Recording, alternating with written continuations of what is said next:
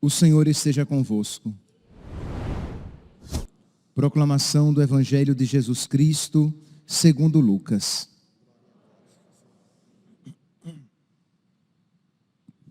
Naquele tempo, o anjo Gabriel foi enviado por Deus a uma cidade da Galiléia chamada Nazaré, a uma virgem prometida em casamento a um homem chamado José. Ele era descendente de Davi e o nome da virgem era Maria. O anjo entrou onde ela estava e disse: alegra-te, cheia de graça, o Senhor está contigo. Maria ficou perturbada com estas palavras e começou a pensar qual seria o significado da saudação. O anjo então lhe disse: não tenhas medo, Maria, porque encontraste graça diante de Deus. Eis que conceberás e darás à luz um filho, a quem porás o nome de Jesus. Ele será grande, será chamado Filho do Altíssimo, e o Senhor Deus lhe dará o trono de seu pai Davi. Ele reinará para sempre sobre os descendentes de Jacó, e o seu reino não terá fim.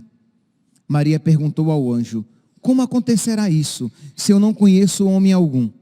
O anjo respondeu: o Espírito virá sobre ti, e o poder do Altíssimo te cobrirá com sua sombra.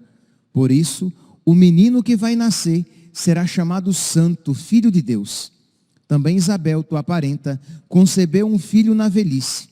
Este já é o 6º mês daquela que era considerada estéril, porque para Deus nada é impossível. Maria então disse: eis aqui a serva do Senhor, faça-se em mim segundo a tua palavra. E o anjo retirou-se. Palavra da salvação.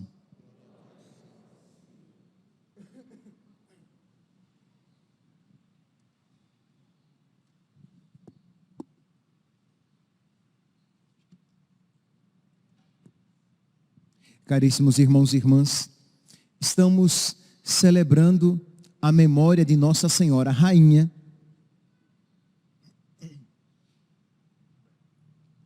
E esta celebração, ela se encontra 8 dias depois do dia de Nossa Senhora da Assunção. Isto é, na 8ª de Nossa Senhora da Assunção, que é tradicionalmente celebrado no dia 15 de agosto. Então, na 8ª, nós celebramos este outro mistério intimamente ligado àquele.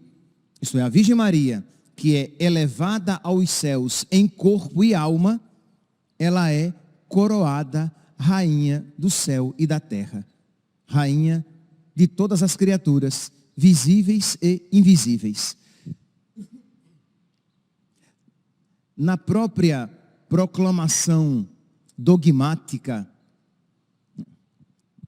no próprio documento, melhor dizendo, que acompanhou a proclamação dogmática, né? O documento, a Constituição Apostólica Munificentíssimos Deus, que acompanhou a proclamação dogmática do dia 1º de novembro de 1950, nós iremos encontrar esta afirmação. O padre está cego, vai ter que colocar os óculos, que cada dia é pior. Vamos lá.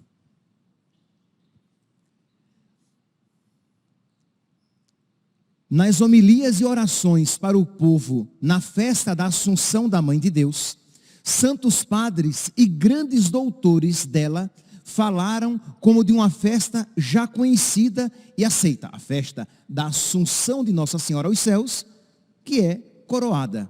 Pois bem, e o que esta festa tem em vista? Então diz o Papa Pio XII, não apenas que o corpo morto da Santa Virgem Maria não sofrera a corrupção. Então aqui diz o Papa Pio XII, não apenas que a Virgem Maria, que morreu, o seu corpo não apodreceu, ele não apodreceu, Mas não apenas que o corpo morto da Santa Virgem Maria não sofrera corrupção, mas ainda o triunfo que ela alcançou sobre a morte e sua celeste glorificação, a exemplo de seu unigênito Jesus Cristo. Então, a sua celeste glorificação. A Virgem Maria, que é elevada em corpo e alma, o seu corpo que não conhece a corrupção, ele, assim como o corpo de Jesus não conheceu a corrupção, o corpo da Virgem Maria também não conheceu a corrupção. E, uma vez assunta, elevada aos céus, ela é coroada rainha. E aqui, meus irmãos, eu aproveito a ocasião para falar a respeito deste ponto que talvez de imediato nos cause um certo desconforto, porque depois da minha homilia, por ocasião da solenidade, da Assunção de Nossa Senhora, choveram perguntas no meu WhatsApp particular, de pessoas perguntando: mas padre, mas Nossa Senhora morreu? Porque eu achava que ela apenas tinha dormido, daí vem a chamada festa Dormitio Mariae, ela tinha dormido e tinha sido elevada aos céus sem conhecer a morte, já que a morte é a consequência do pecado. E a Virgem Maria não tem pecado. E é verdade, a Virgem Maria, ela é a Imaculada. Ela não tem pecado. Ela nunca teve pecado. Ela nunca foi tocada, maculada pelo pecado. Ela é a Imaculada. Então, as pessoas perguntaram, então vale a pena enfatizar aqui que é o ensinamento mais tradicional na igreja é este, que a Virgem Maria, que não teve pecado, que não foi manchada pelo pecado, mas aprouve a Deus unir a Santíssima Virgem ao seu Santíssimo, ao seu Divino Filho, de modo que, da mesma maneira que Jesus morreu e ressuscitou, ela que em tudo foi unida ao seu Filho, também morreu e ressuscitou. Vai continuar aqui o Papa Pio XII, citando São João Damasceno, um padre da igreja, século VII. E aqui, citando apenas algum, existem várias citações de vários padres da igreja e de doutores da igreja. Então diz São João Damasceno. São João Damasceno, citando Pio XII, né? Ou melhor, Pio XII citando São João Damasceno. Entre todos, o mais notável pregoeiro desta verdade da tradição, comparando a assunção em corpo e alma da Mãe de Deus com seus outros dons e privilégios, declarou com vigorosa eloquência: convinha que aquela que guardara ilesa a virgindade no parto, conservasse seu corpo, mesmo depois da morte, imune de toda a corrupção. Então, era conveniente que ela, mesmo passando pela morte, o seu corpo não se corrompesse. Por quê? Porque o corpo do seu filho também não se corrompeu. E o corpo de Jesus foi formado das entranhas do corpo da Virgem Maria. Então existe esta profunda ligação. Então, meus irmãos, quando nós falamos então que a Virgem Maria, ela passou pela morte, o seu corpo não conheceu a corrupção, nós estamos falando que é mais um aspecto dessa unidade do corpo da Virgem Maria com o corpo do seu filho, da Virgem Maria com o seu filho. Essa unidade, da mesma maneira que ele morreu e ressuscitou, a Virgem Maria também morreu e ressuscitou. Aí, algumas pessoas dizem: mas padre, mas e aquela festa antiquíssima na igreja e tão forte no Oriente, da dormição de Nossa Senhora. Mas, meus santos, a festa da dormição de Nossa Senhora é exatamente isso. É a festa da morte de Nossa Senhora e que ressuscita. Que se nós pegarmos os ícones antigos, nós iremos ver o corpo da Virgem Maria, simbolizado naquela pintura, né? E a alminha de Nossa Senhora nos braços de Jesus, para significar a separação da alma e do corpo, a morte. E sem falar que o termo dormição, dormir, significa a morte. Daí vem o nome cemitério. Cemitério significa dormitório, onde os corpos dormem, não as almas. Nós não somos protestantes, nós não dizemos que os mortos dormem esperando a ressurreição final. Nós falamos que os corpos como que dormem, daí vem o nome cemitério. Os pagãos não chamavam o local onde os corpos são enterrados de cemitério, mas de necrópole, a cidade dos mortos. Os cristãos chamavam de dormitório, porque um dia aqueles corpos seriam como que acordados, nós iríamos receber novamente os nossos corpos. Isso nós iremos encontrar em vários padres da igreja, em vários doutores da igreja. Talvez o mais célebre seja Santo Afonso Maria de Ligório, quando ele fala, né, a respeito da morte de Nossa Senhora e de sua posterior glorificação, coroação no céu. E ele diz, Santo Afonso, naquele livro Glórias de Maria, ele vai dizer: nesse dia, a igreja nos propõe a celebração de duas realidades em honra de Maria: seu feliz trânsito desta terra, isto é, a sua morte, e a sua gloriosa assunção aos céus. E ele vai dizer: mas a morte não é a pena do pecado? Ele diz: entretanto, querendo Deus que Maria fosse bem semelhante a Jesus, convinha que morresse a mãe, como tinha morrido também o filho. Então, é um ensinamento comum, talvez com o qual nós não estejamos um pouco acostumados, mas isso sempre esteve largamente presente entre os padres da igreja, na igreja orante, né, no ensinamento dos doutores da igreja. E aí vem Santo Afonso, que vai dizer, né, vai falar, porque a morte de Nossa Senhora foi a morte mais doce e feliz.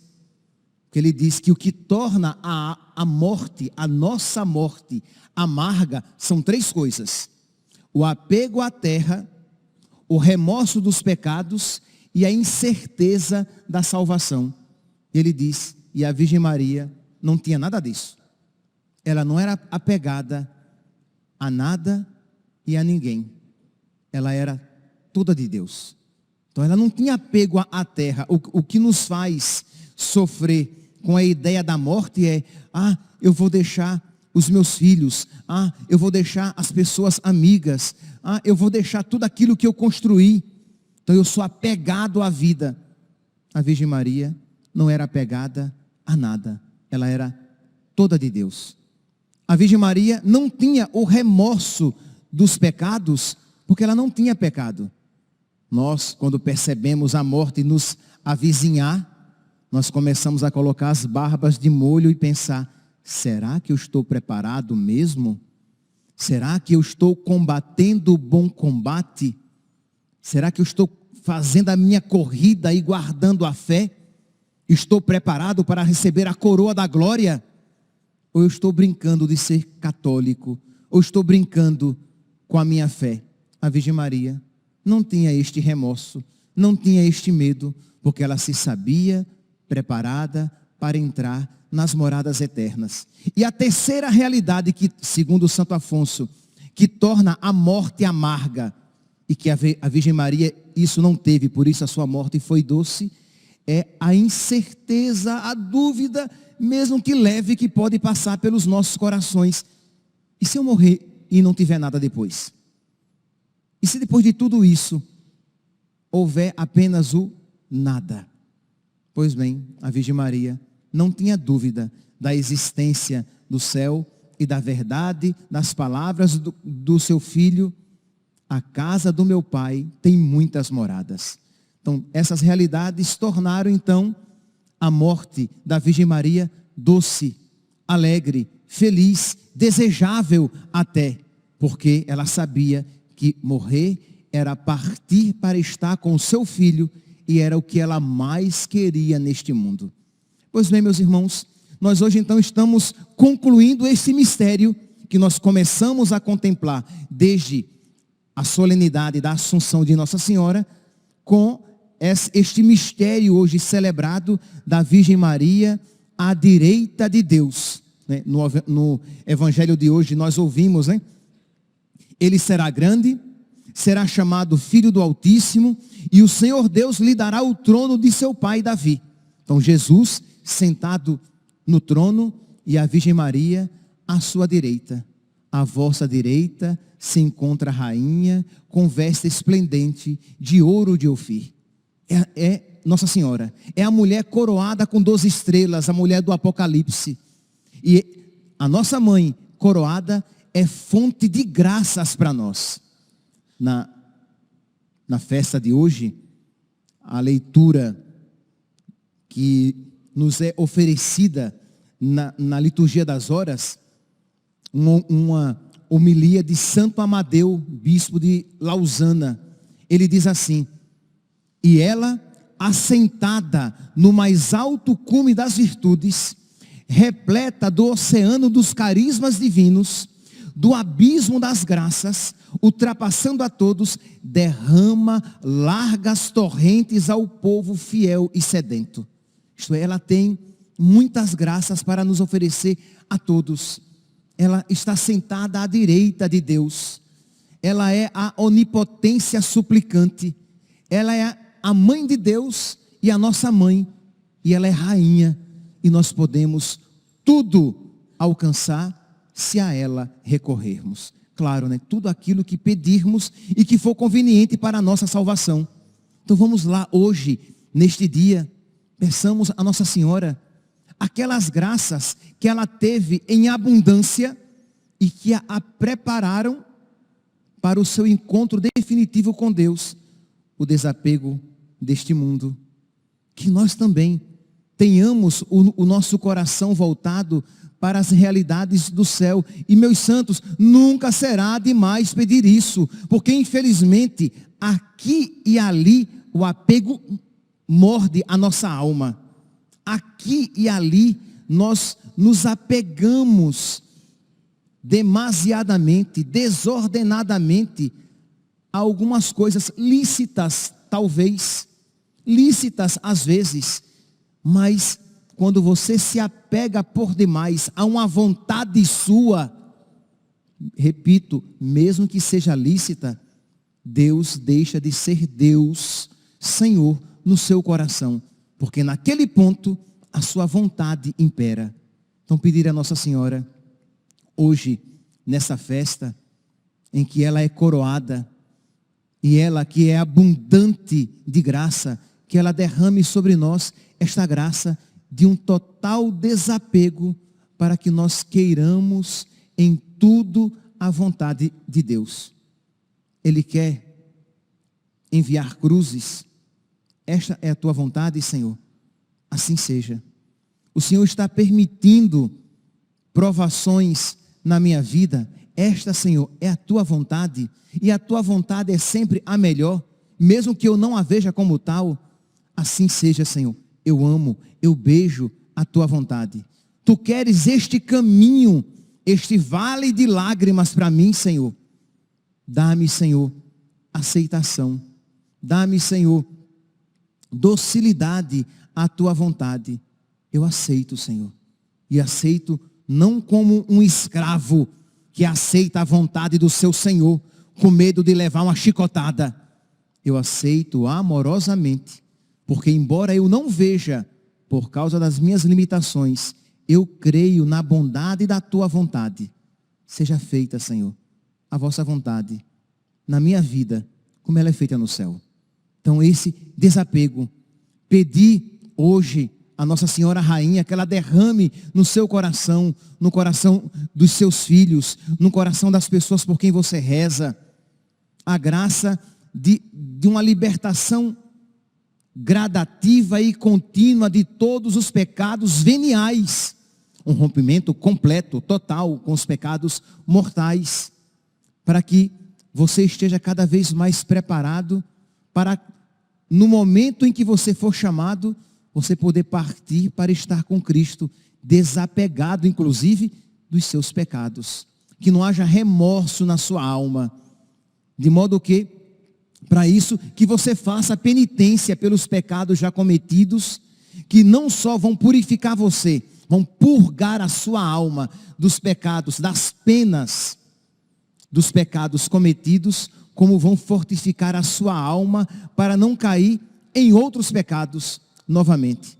Então pedir a Nossa Senhora essa graça e, enfim, pedir a Nossa Senhora uma fé firme, uma fé forte, uma fé que não caiba dúvida da existência do céu, das moradas eternas, pelas quais vale a pena labutar. Moradas estas pelas quais vale a pena se sacrificar. Moradas estas pelas quais vale a pena tudo perder, porque eu sei que eu estou fazendo um grande negócio, porque eu estou ganhando tudo, e o que eu estou perdendo é nada. Comparado ao tudo que eu estou ganhando, o que eu estou perdendo é como esterco, como disse São Paulo.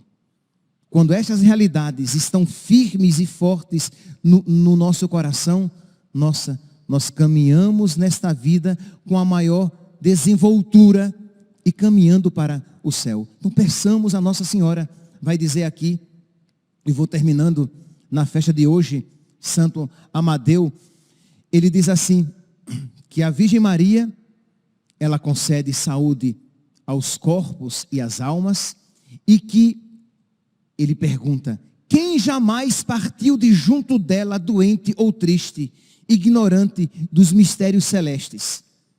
Isto é, quando nós apresentamos a ela as nossas doenças, as nossas mazelas, as nossas debilidades, ela nos cura como mãe. Mas nós precisamos a ela recorrer. Então apresentemos, meus santos, os nossos corações doentes e peçamos, minha mãe, minha rainha, mãe de misericórdia, não é assim que nós rezamos na Salve Rainha, mãe de misericórdia, curai o meu coração, tão doente, tão apegado a tantas coisas, tão incréu, tão débil, tão inconstante, vacilante, tão tíbio, tão frouxo. Concede-me, mãe, um coração forte, um coração determinado a amar o teu filho como o teu, um coração como o coração do teu filho, numa total e completa obediência, numa total e completa obediência a Deus. Concede-me, mãe, esta graça tão grande que eu não mereço, mas confiando na tua misericórdia, eu peço. Quem dela se aproximou, quem não voltou para casa, contente e jubiloso, tendo alcançado de Maria, a mãe do Senhor, aquilo que queria. Olha aqui, repito, quem não voltou para casa contente e jubiloso, por ter alcançado de Maria, a mãe do Senhor, aquilo que pedira. Peçamos, meus santos, peçamos a Nossa Senhora, neste dia em que nós celebramos a sua coroação, ela é a nossa rainha, ela é a rainha do nosso coração, ela é a rainha da nossa vida. Peçamos a Nossa Senhora um coração semelhante ao dela, que em tudo ame a vontade de Deus e esteja sempre disposto a fazer com amor a vontade de nosso Senhor. Louvado seja nosso Senhor Jesus Cristo, para sempre seja louvado.